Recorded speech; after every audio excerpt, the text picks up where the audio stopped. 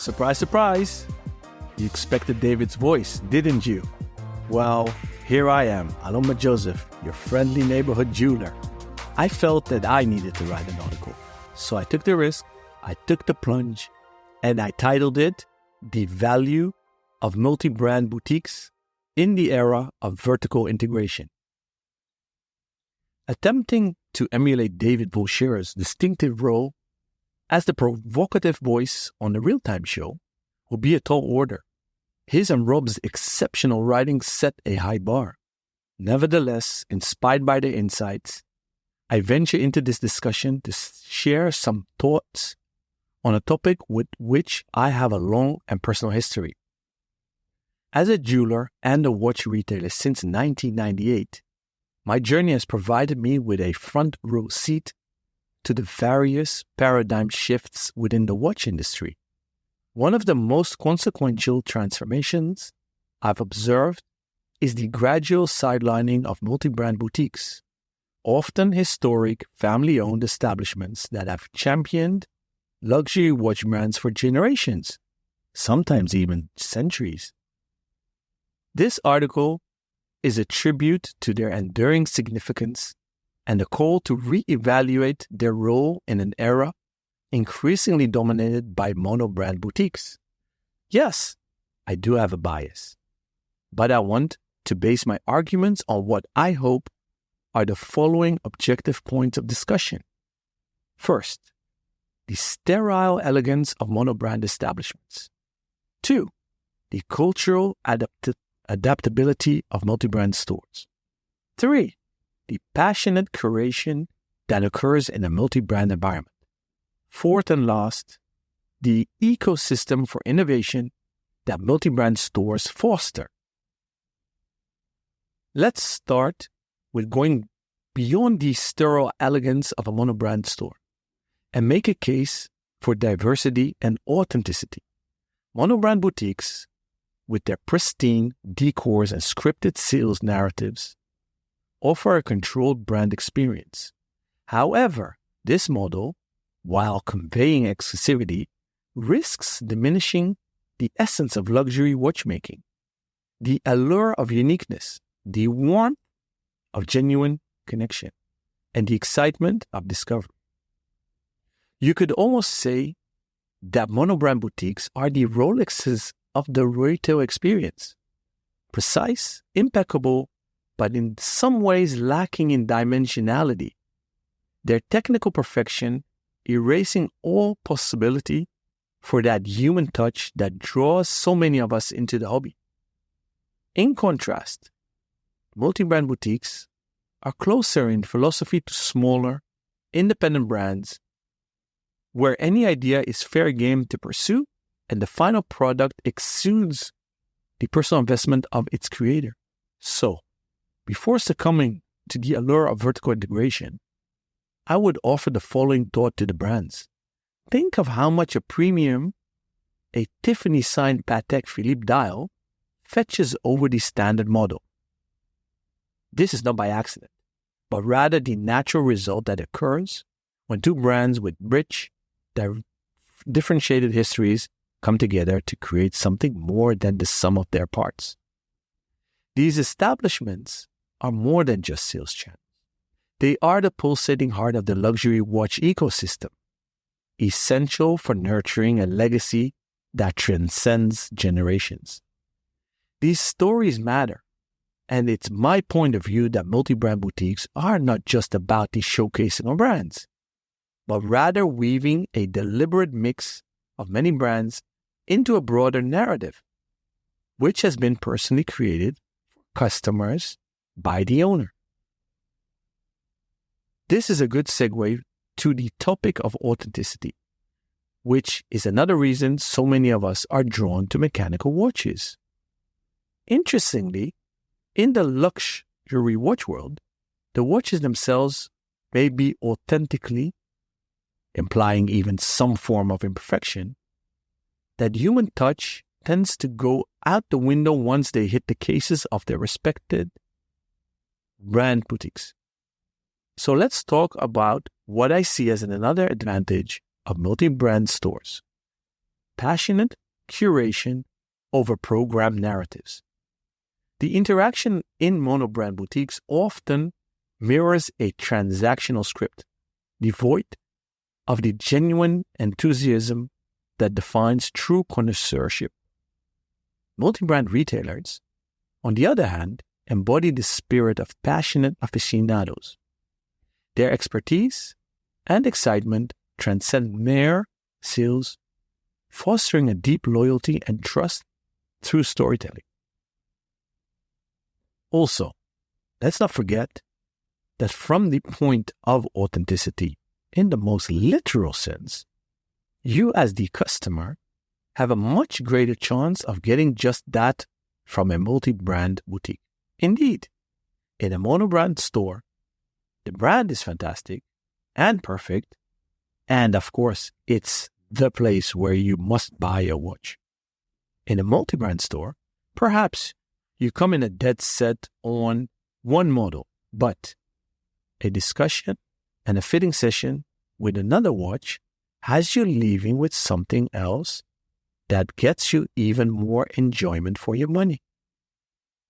That is a very tangible example of the customer experience in a multi-brand boutique, but it's not the only one. In fact, every argument I put forth with regards to multi-brand boutiques has to do with your experience as buyer who has trusted me or someone else with a large sum of your hard-earned money. So let me offer you one that you may not have thought of. The local insights and global reach of multi-brand stores. While monobrand boutiques concentrate on high streets of major cities, multi-brand retailers possess an intricate understanding of local tastes and global trends. Their established networks and intimate knowledge of regional preferences empower them to introduce luxury watches to diverse audiences, often uncovering opportunities that remain invisible to centralized brand strategies. Monobrand boutiques may operate in isolation, but multi-brand retailers thrive as community hubs. They host events, spark dialogues, and build platforms where enthusiasts and newcomers alike can share their passion. This grassroots engagement generates authentic word-of-mouth advocacy, invaluable to brand growth. This is the very essence of authenticity, and delivers this in an essential part of the survival of my business, because this is a key point of differentiation compared to the monobrand boutiques selling the brands I carry. So, if authenticity and true connections are what you seek as a customer, I truly believe you'll be better served in a multi-brand environment. Of course, ultimately, you're looking for watches that you can wear now and that you can discover in the future. Multi-brand boutiques are essential to that process of new brands creation and eventual discovery. When the rubber meets the road, the multi-brand stores of the watch industry are an important platform for nurturing up-and-coming independence, rather than just selling you the same familiar heritage brands. To me, this diversity is the most important aspect of the watch industry. So, I'd like to close this article with the statement that independent retailers are one of the industry's overlooked conduits of innovation. The luxury watch industry thrives on collaboration and diversity, not solitary brand monologues. Multi-brand boutiques serve as orchestrators, blending different voices to create a rich, resonant brand experience. They challenge conventions, foster unexpected partnerships, and adapt to evolving market dynamics, ensuring that luxury timepieces resonate with a broad spectrum of stories and traditions. As we delve deeper into this discussion, perhaps on the Real Time Show with David and Rob, it's crucial to remember, and this might be my most important message of this article, the true measure of a brand's success isn't its ability to stand alone, but its capacity to weave itself into the fabric of a vibrant community. Step aside sterile marble floors and hushed salespeople.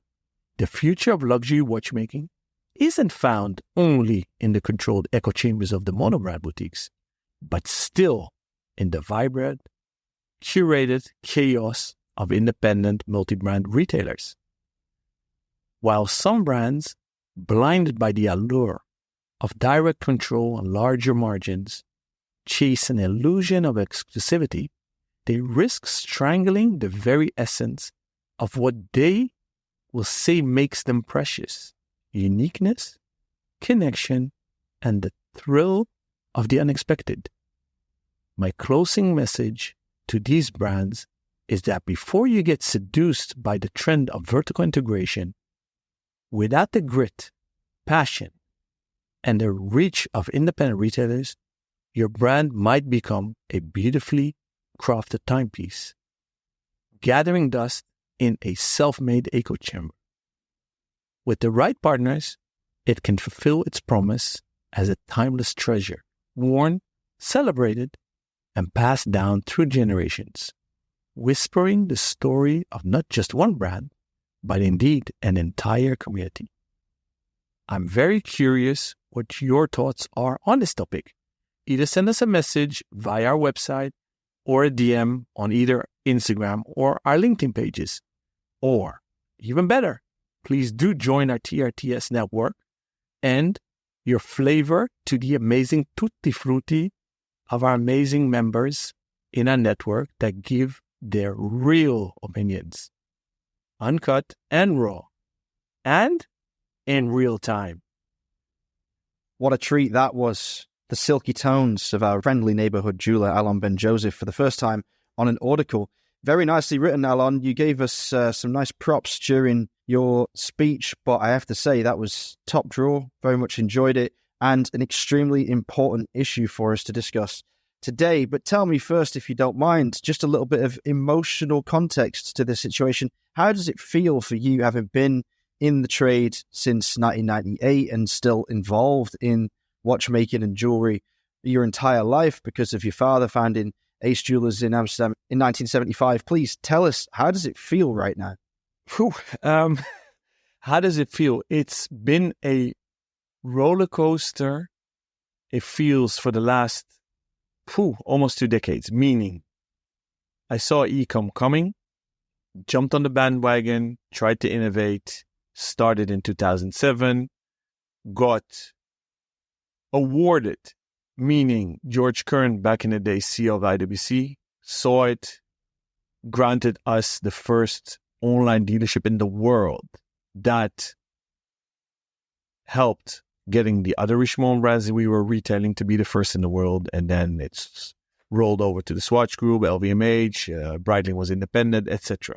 So that was amazing. You saw monobrand boutiques coming up, and back in 2007, they all hated e-commerce, the brands, the watch brands. They said, we'll never sell online, but I knew that would happen. So in the early 2000s, the writing was on the wall that the industry is going to verticalize because it happened in all other industries, not only luxury industries. The world was globalizing. It was all about scale of economies, more margin, cut cost. So it's a logical evolution. It wasn't a revolution. So on that journey, we didn't make it in the cut where brands today want only 1 or 2 top players to be authorized multi-brand dealers for their brand. So they grant dealership of their brand to multi-brand retailers like us. So what you see around the world, less independent multi-brand stores. By losing dealerships, many simply can't sustain. There's also a problem of succession, simply because jewelers don't have successors. That is also a reason you'll see less independent multi-brand jewelers, jewelry stores. Obviously, with the rise of e-commerce, there are less stores, or there are less need to stores. And why do I say a roller coaster? Because going e-com, financial crisis, COVID, which we thought the world was on fire and going to burn, it was an amazing ride for the luxury industry. And then for us, losing a lot of authorized dealerships, especially those heritage brands we used to discuss on the show or mention, means we continuously need to pivot. So that's not a problem. It's fun. It's all in the game. That's what entrepreneurs need to do. So it's rocky.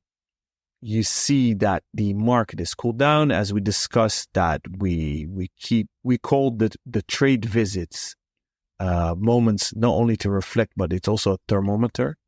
Take temperature, see what the state is of the industry. And the industry has cooled down. I mean, we've done it at Geneva Watch Days. We've done it at Watches and Wonders. I think Only Watch was a very good indication of what's going on right now, what brands are hot, what brands aren't hot. We see what second-hand market prices are doing. So up on the air, we're pivoting at Ace. We're doing a lot of collabs, so it's a new ball game for us, which is a lot of fun. We are retailing brands without becoming dealers. We're helping brands by being a showcase for them. So very, very volatile times, but I like volatility. So I'm quick on my feet. It means I need to use those few gray cells that I have in my skull and try to reflect on things. And with the real-time show, I've now added a new role in my career in the watch industry of becoming a journalist. And that's so much fun. So it seems I'm all over the place. I am all over the place. I'm enjoying it. So as long as I'm adding value, I'll keep on doing it. Well, you're definitely adding value, and it's in many different facets of the industry, as you mentioned. I think that one of the real points you made that is interesting to dig into is, yes, you are all over the place at this point during what I would describe as a transitional phase where Ace is reshaping itself and its role within the industry from a traditional multi-brand retailer to something else. But you are many things at once. I mean, you're nothing if you're not an innovator. You mentioned, of course, you were one of the leading lights when it came to online luxury sales back in the day, almost 20 years ago now, really ahead of the curve on that front. And now, with the departure of some of these brands that have been bread and butter brands for you for many years, you're looking in different ways that you can diversify. And you have the pre-owned section, which is obviously something very, very useful to find in an established, long-tenured dealership for buyers, because you have that expertise and you have deep roots in the industry and the knowledge that's necessary to really assess pre-owned pieces and to sell them responsibly. You're doing these creative partnerships, collaborations with brands that you don't technically stock yet. I mean, it might be a gateway for some of them to become part of your portfolio. And you're also looking for newer brands who are doing things creatively, even with creative business models when it comes to their relationships with retailers, to get a new, refreshed, revitalized portfolio. But on that point specifically, I want to know if there's any doubt or concern in your mind when it comes to adding too many new, untested brands too fast, because Ace has got a reputation. Ace is a pillar of not just the e-commerce landscape, but the community in Amsterdam. You've been known for many years as a retailer of these reputational brands, these heavy hitters that we've mentioned ad nauseum. I think, personally, if I could imagine a perfect future for Ace in 5 years' time, it would be stocking all of the big independents, or the exciting independents, the up-and-coming independents, the creative brands, the creative designers, the visionaries. And it would be almost like a concept store, which is fueled by your expertise in the industry. But A, do you want that? And B, is there a problem you foresee in getting from where you are to that when it comes to the maintenance of a reputation that's been decades in the building? Good question. The reputation is built solely on three things. It is being passionate, having the knowledge, and giving service. And the fourth one, which is an unwritten rule, but today in a world of sterile monobrand boutiques, friendliness. That's something we would never put on paper, or let's say the 10 commandments of ACE.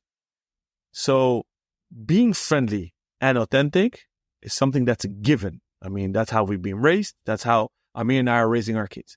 But staple is being passionate about what you do. That radiates. Having the knowledge about what you're talking about and giving service. It seems so logical, but oh so rare today in retail. And e-commerce is retail today. So our reputation is based on that. It wasn't based on the brands we sell. You'll see also often colleagues that think they are the brands they retail, meaning they think that the brand's reputation radiates on them personally. It maybe radiates on their retail brand a bit. So we are not scared to experiment. Our dad always loved innovation. He loved design. He loved taking risks. He always had cutting edge brands. And not to forget, he designed and created jewelry that was cutting edge and new. So that's instilled in us. So, and what we don't forget, we have only one stakeholder to thank, and it's the only reason we exist. And that's our customers. Without them, we are nothing. And I mean literally nothing. We don't have a right to exist. So we have only one northern light, one guiding point of direction. It is what the consumers want. Now, it's a balancing act. Because sometimes there are things that consumers don't know they need, or brands they don't know they need. Like Apple. Think of Apple, right? Did people think they needed an iPad or an iPhone, etc. when it came out, when Steve Jobs created it? So I always keep that in the back of my mind. So we have a front runner role. We need to deliver. And the function of retail is, I also think, is entertainment. So you need to dazzle. You need to surprise people. You need to entertain them, educate them. So does that answer your question, Rob? Yeah, it comes pretty damn close. It's certainly heartening to hear you say that, to be honest. I think that I was maybe being a little cynical. I feel that now. I didn't feel that when I was asking the question, but it's a very good point that you make. And so just a quick follow-up before I kick it over to David. Are you thinking of adding, if possible, many new brands that you believe in personally, if the terms obviously fit with what you're able to pursue? So we shed the shackles, the suffocating grip around our neck that the big groups and the big brands do. They force you to buy an X amount. You need to give X amount of window space. It has to be a shop-in-shop corner. You have to do this marketing. You need to buy these models, etc. You need to report every month, every week, Excels. It's suffocating. We shed all these shackles because some brands we lost, but some brands we voluntarily handed back in. My brother and I are past 40. Thank God, financially independent. We don't owe anything. Anybody, anything. Meaning we can do whatever the F we want. So we ran with that. Our guiding light is fun, working with fun people, consumers and suppliers. Fun brands, fun products. Quality always needs to be taken into account. Yes, long-term vision. So regarding brands, we said, okay, we live in new times. we think we're innovative. We try to be innovative. So we try to think out of the box. So we also shed those shackles of why do you need to buy X amount of watches to become a dealer? Says who? Why can't I just buy one or get a show model and get orders in? Why can't I do trunk shows? Why can't I do a collab with a brand that I'm not a dealer of? Think of the collab we did with Cedric Bellon. Was innovative. We did that with Watch Angels, right?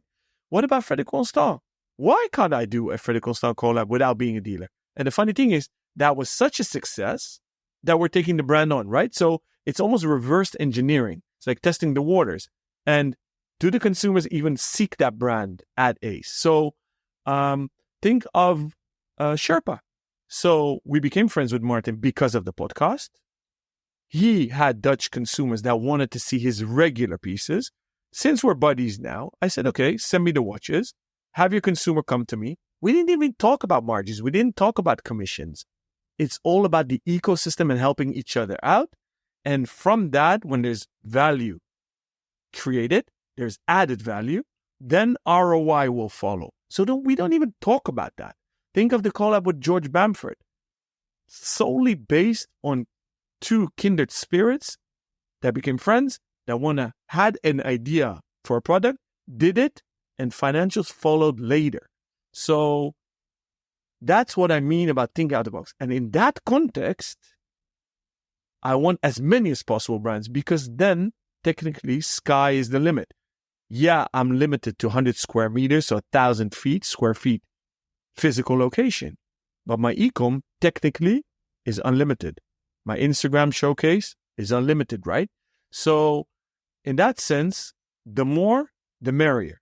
I mean, Archanaut, the only reason I still don't have him is because you don't produce enough, dude. Yeah, we're getting on it. Don't worry. You'll be a dealer before you know it, honestly. In the next couple of months, you'll have some pieces in the window, I promise. David, what do you think about all this? Yeah, so what you just said, Alon, ties together, I think, three different things I want to touch on. So the first is that, so I understand that brands, as they go to monobrand boutiques, want to control their image. I understand why that is. I understand the advantages. But a disadvantage, as I see it, is financial, because if you build this overhead in expensive locations, you have this pressure to sell watches. And financially, it's difficult for me to see how that works out. It seems to me like the AD route would be highly beneficial because they sell the watches to you at wholesale price, maybe, but they sell them to you, it's off their hands, and then it's your problem to sell. So I'm not saying that everything should be AD or monobrand, but there should be a balance. And it seems like the industry is moving away from that balance. So I'd be curious to see your thoughts on that. The second point real quick is training. Because one of the things I always hear about people when they go into boutiques or from potential customers is that the person I spoke with wasn't trained. And on top of that, you're mentioning all of these projects you're doing and all of these different models. It must be extremely difficult to have that training conveyed and then repeated back to the customer in a way that they get confidence in who they're speaking with. So I'm just really looking for some nuts and bolts insights, like costs and then specific how you address training and customer interactions. So costs, I always use two taglines to give an elevator pitch about Ace Jewelers. So we are local heroes with global presence. And for the watch segment of our business, we say it's by watch nerds for watch nerds. Those two should summarize who we are and what we do. Now, if we didn't have the saying, the world is our oyster, we wouldn't have sustained, because Amsterdam is too small. We have 1.5 million inhabitants only. The Netherlands only 17, 18 million. So that's nothing. A lot of brands forced us to do e-com only in the Netherlands. I said, guys, I can't run such an expensive e-com operation the way you want it without discounts for only 18 million inhabitants. I mean, that's just London or Mexico City. So what the hell are you talking about? Thank God for EU laws, because EU, or the EEA, so the European Economic Area, it became bigger, but still not enough. We always used to ship worldwide. We still do today. No extra costs. And And with that, we can pay these rather high street retail costs that we incur today. And don't forget, people think e-com is easy. I mean, we throw away on average every 3 years the whole e-com setup we have. And that's as much as refurbishing a whole high-end, high-street, luxury boutique. So it's not that cheap either. To answer the second part of the question, I didn't get it completely. So it's just the training aspect, because I mean, so I think that's a great answer you just gave on sort of the difference in cost structures. But it seems to me like it's always difficult to, we talk about a shortage of watchmakers, for example. Salesmanship is the skill in and of itself. And then you're talking about salesmanship in an extremely specific industry to an extremely specific group of customers, especially if they're watch nerds, right? So how do you counter the argument that a monobrand is better for the customer because you get better information? That's the first thing. And then how do you actually go about delivering and then refreshing all of this training to your staff? I kind of disrespectfully call the majority of the people working in the watch industry, looking at the full vertical, as Excel managers. Meaning, I kind of say it with a sneer, they don't have hands-on experience. So 80% probably doesn't even have passion for what they do or watches. Two different things. But it could be a double negative, if you catch my drift. And it means it's ivory tower theory. You just regurgitate info that's spoon-fed to you. So in these monobrand boutiques, how do they train their staffs? They usually have a geographical trainer who travels to the boutiques, but everybody is pushed into an app of the brand.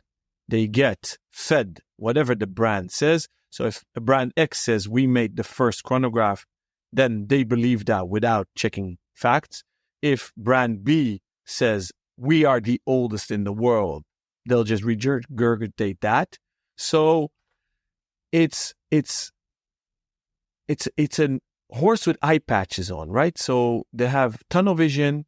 They just repeat whatever has been told to them, and there's nothing. So there is no horizon view of what's out there. So that's often a problem. Not saying that there are no watch nerds working at monobrand boutiques. The sad irony is that the majority of those independent retailers that, I'm saying this in brackets, are being killed off by the monobrands by them pulling out their authorized dealerships, are forced to close their stores. And who do you think they start working for? The monobrand boutiques. So there are definitely good guys and gals in those stores. I'm not saying that. But because they're so rapidly opening up a global network, they need to quickly attract staff. And in Holland, for example, we run 7 days a week. And the city center, majority of the retail stores open 7 days a week. The majority of the monobrand boutiques in Amsterdam hardly are open 7 days a week because they simply can't staff. They don't have the people, and they can't train them fast enough and educate them. So, and yeah, we have the same issue, but with us, there's one compass. Are you holistically, truly friendly and passionate? If you're none of these two, you don't get in. And the rest will follow. If you have the passion and you are by nature friendly and positive, then you can learn anything and everything. In recent months, we've talked at length about the future outlook for independent multi-brand retailers and this, what can we say? This endemic sweeping the industry of verticalization, which is putting the knife into the heart of all of these long-time collaborators with major brands. And last time we did an article, we talked about this shift in the industry where a lot of the reputational brands, the heritage brands, are moving into a rarefied air where very few existing customers or would-be customers are able to breathe. I think that the role of the multi-brand retailer, those that are able to weather this storm and survive this transitional period, could well be integral to the furtherance of a new era, as we discussed previously, where these more creative and smaller up-and-coming independents are able to have a platform and establish partnerships like the partnerships you've enjoyed with many more established brands over the decades that have passed. Do you see that as a responsibility, or maybe even, if we're being really clinical about it, just an opportunity that many former major brand, multi-brand retailers should grab with both hands? I think that many of my colleagues and peers, especially those that still have those heritage brands, should also start looking at the writing on the wall and invest a bit more in independence. And they might also have the responsibility. You use that word. I am a bit careful using it. But it's actually very cool because you see a network of retailers. I mean, we had some colleagues of mine, friends of ours on the show, right? Hans-Peter Piet. We had Pietro Tomajer on the show. Jeremy Oster we interviewed. The gentlemen of Collective Horologists are coming on. And we have this little network, global network. And we all help each other. We all introduce each other. So Asher from Collective Horology actually introduced me to a buddy of his in California, family-run, authorized dealer, Cornerstone Rolex.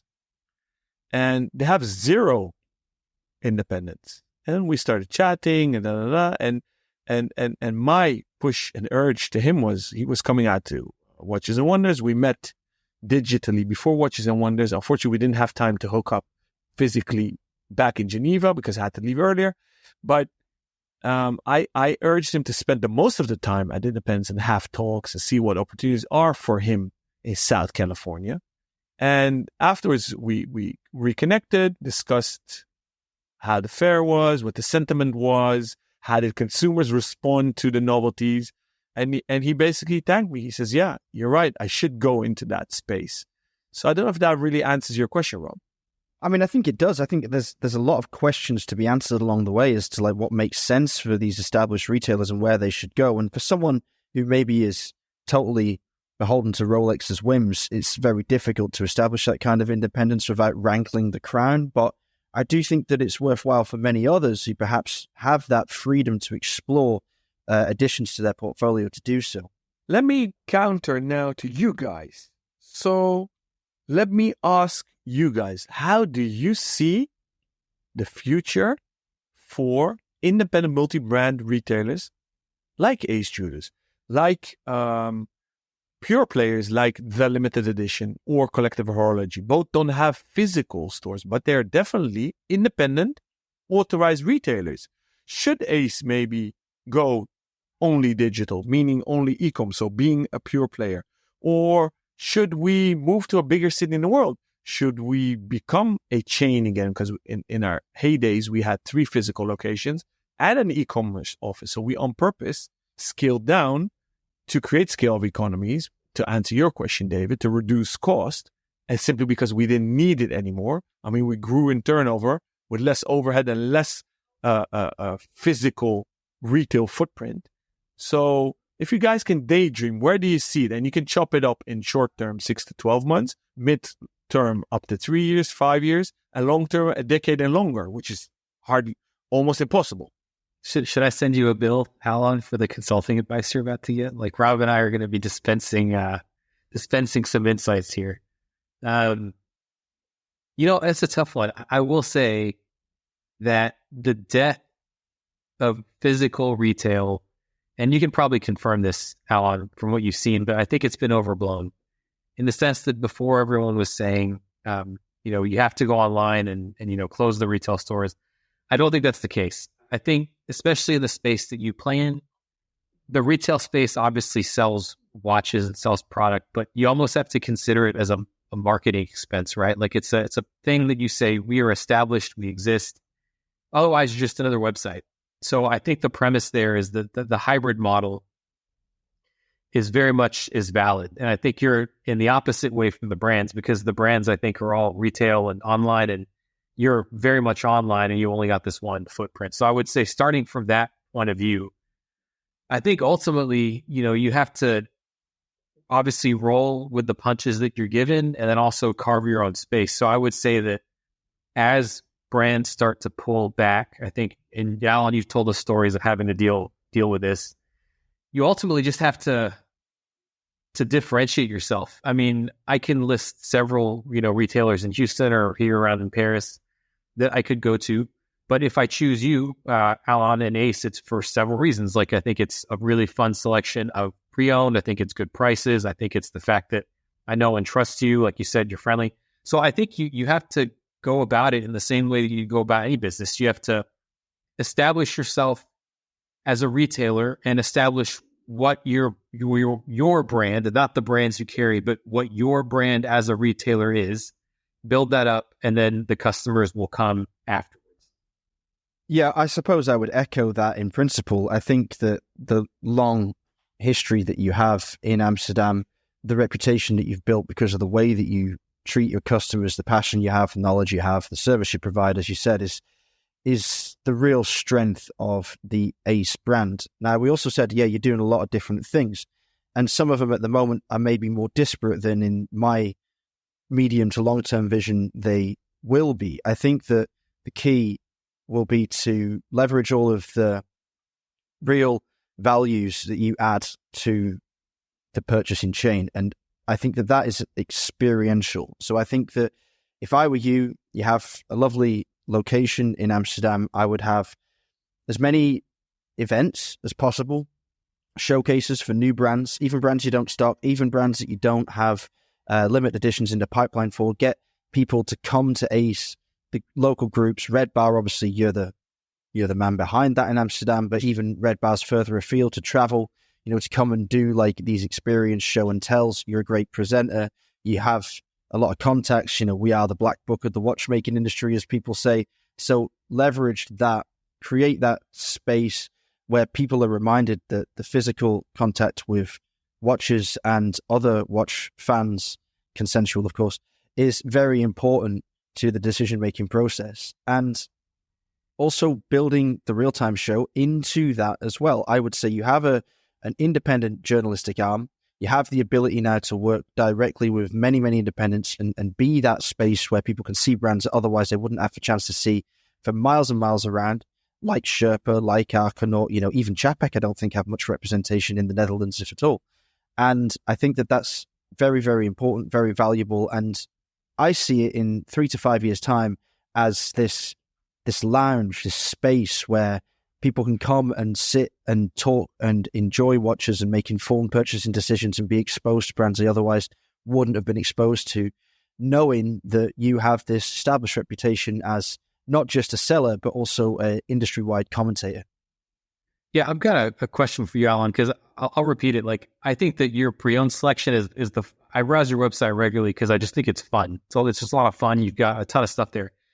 Does that, I guess, okay, in the same way that online was a barrier for the industry, 15 years ago now, that they're only maybe just starting to get to grips with, it seems like secondhand is something that they have not fully embraced yet. That's a trend they haven't caught on to. Does that create any tension at all with the brands that you do sell as an AD? Because I'm assuming at some point you're going to have the new watch in the case that has to be presented and sold a certain way. And then you've got this secondhand used one that you're selling, which is a different price and can be sold a different way. So how does that go over with the primary contacts for the brands that you represent? It's known that brands don't like pre-owned. It's a bit harsh and maybe not nuanced because some brands that we've interviewed on the show actually do pre-owned on their own websites. But in a nutshell, the heritage brands, the big groups, don't like their ADs to do pre-owned, especially not their own brand and especially not young timers. Vintage, they have less to say about, but everything that's still in the current collection, they hate it. So we used to do retail. Well, I mean, we are retail since 1975, and we've been doing pre-owned since 1975 because my dad saw that as a service to consumers to trade in their products when they want to buy something new. So it was never a hardcore focus point, simply because also the big brands demand a lot of your attention, your mental attention, your physical attention as a person, but also your financial attention, right? So the big investments. So since all three of them were or are diminishing, we had the freedom to invest more in certified pre-owned. But also, because they didn't like it, we put a brake on it. Now that they're gone, I don't need to factor in what they think. Does that answer your question, David? Yeah, no, perfectly.